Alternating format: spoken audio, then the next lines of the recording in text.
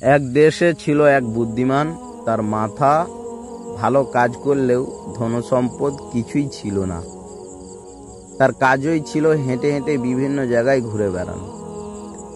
একবার সেই বুদ্ধিমান লোকটি হাঁটতে হাঁটতে এক মরুভূমিতে গিয়ে পৌঁছালো। চলার পথে হঠাৎ এক গেঁয়ো পথিকের সাথে দেখা। পথিকটি একটি উঁটে চড়ে পথ চলছে।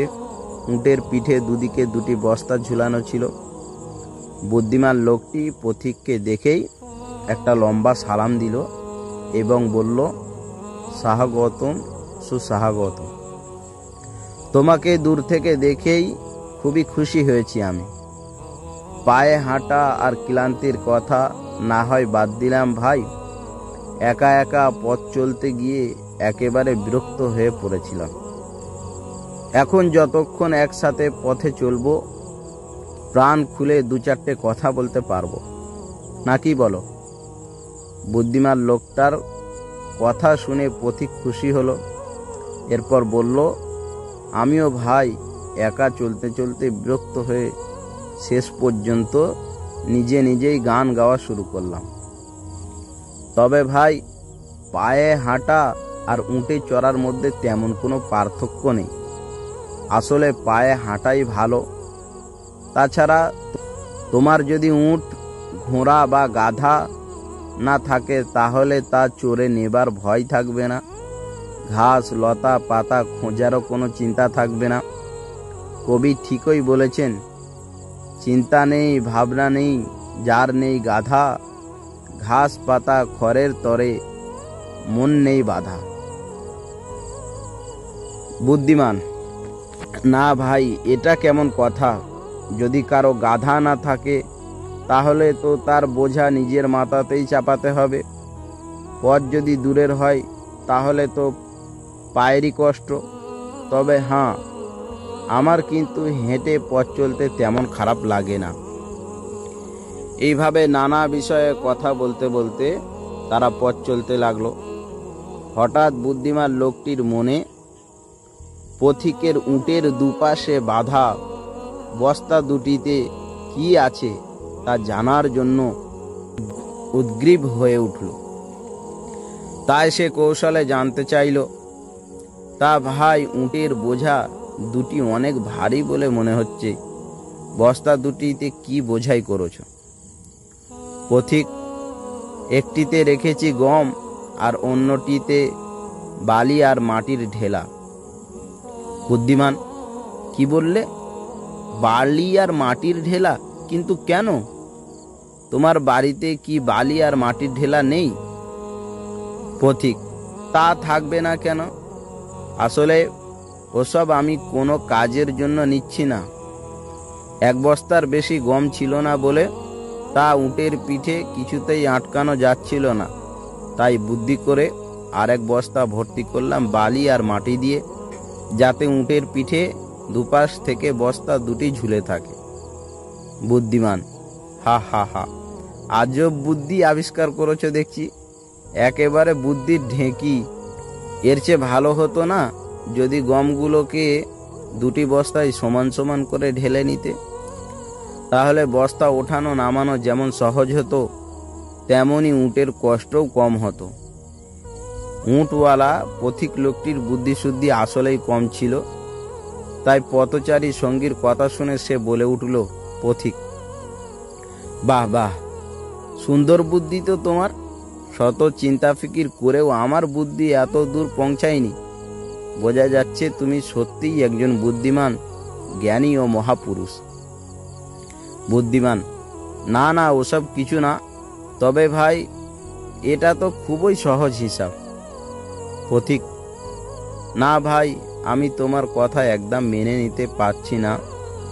এত সব আক্কেল বুদ্ধি দিয়ে তুমি নিশ্চয়ই অনেক ধন সম্পদের মালিক হয়েছ, আর এখন শখের বসে হেঁটে হেঁটে সারা দুনিয়া ঘুরে বেড়াচ্ছ। বুদ্ধিমান, না ভাই, তুমি ভুল ভাবছ। সত্যি বলতে কি, এই দুনিয়ায় আমার একটা কানাকড়িও নেই। এই যে এখন তোমার সাথে চলছি, অথচ আগামীকাল আমার ভাগ্য কি আছে, কি কাজ করব আর কি বা খাবো তাও জানি না।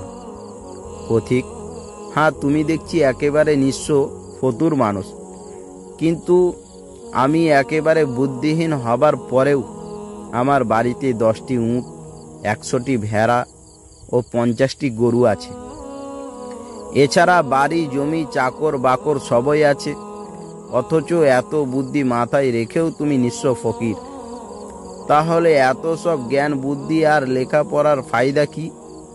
জ্ঞান বুদ্ধির অর্থ যদি এই হয় যে ফালতু খেয়াল খুশি মতো যেদিকে মন যায় সেদিকেই পথ চলব, তাহলে 70 বছর মূর্খ থাকাও উত্তম।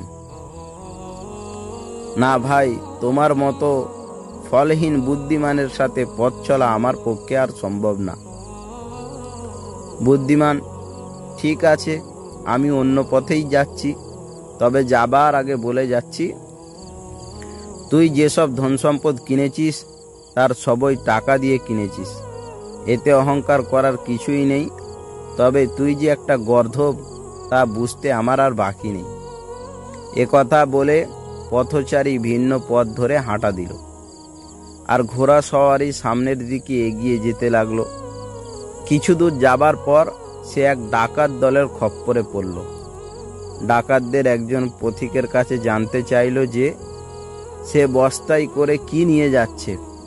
পথিক ডাকাতদের কথার জবাব দিতে যখন ইতস্তত করছিল, তখন এক ডাকাত চাকু বের করে বস্তা দুটির একটি এক ঘায়ে কেটে ফেলল। ঘটনাক্রমে বস্তাটি ছিল বালি আর মাটির ঝেলার। এসব দেখে ডাকাত দল উটওয়ালাকে কয়েকটি লাথি লাগিয়ে সেখান থেকে চলে গেল। যাবার সময় বলে গেল, ডাকাত, তুই আসলে একটা গাধা, নইলে মরুভূমিতে বাস করেও কেউ কি বালি আর ঢেলা উটের ওপর বহন করে নিয়ে যায়?